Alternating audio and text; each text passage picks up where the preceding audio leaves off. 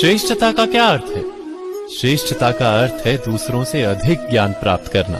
अर्थात मूल्य इस बात का नहीं कि स्वयं कितना ज्ञान प्राप्त किया, मूल्य इस बात का है कि प्राप्त किया हुआ ज्ञान अन्य लोगों से कितना अधिक है।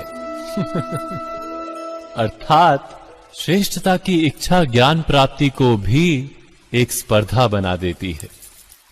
और स्पर्धा में विजय अंतिम कब होती है?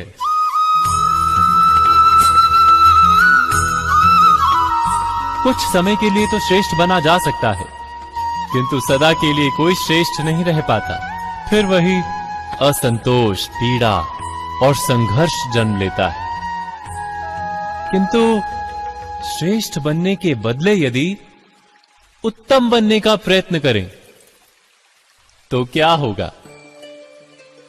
उत्तम का अर्थ है कि जितना प्राप्त करने योग्य है वो सब प्राप्त करना, किसी से अधिक पाने की इच्छा से नहीं, मात्र आत्मा की तृप्ति हेतु कुछ प्राप्त करना।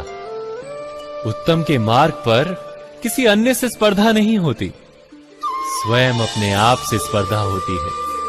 अर्थात उत्तम बनने का प्रयत्न करने वाले को देर अबेर सारा ज्ञान प्राप्त हो जाता है, बिना प्रयत्न के ही वो श्रेष्ठ बन जाता है। किंतु जो श्रेष्ठ बनने का प्रयत्न करता है वो श्रेष्ठ बने या ना बने, उत्तम कभी नहीं बन पाता।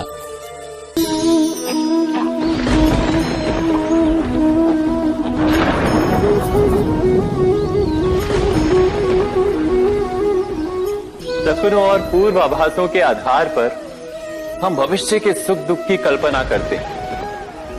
भविष्य के दुख का कारण दूर करने के लिए हम आज योजना बनाते हैं। किंतु कल के संकट को आज निर्मूल करने से हमें लाभ मिलता है या हानि पहुंचती है, ये प्रश्न हम कभी नहीं करते।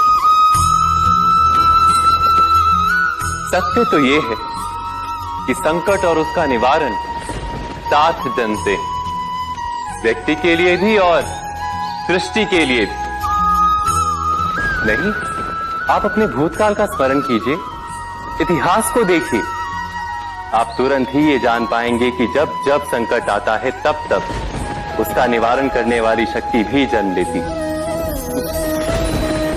यही तो जगत का चलन है।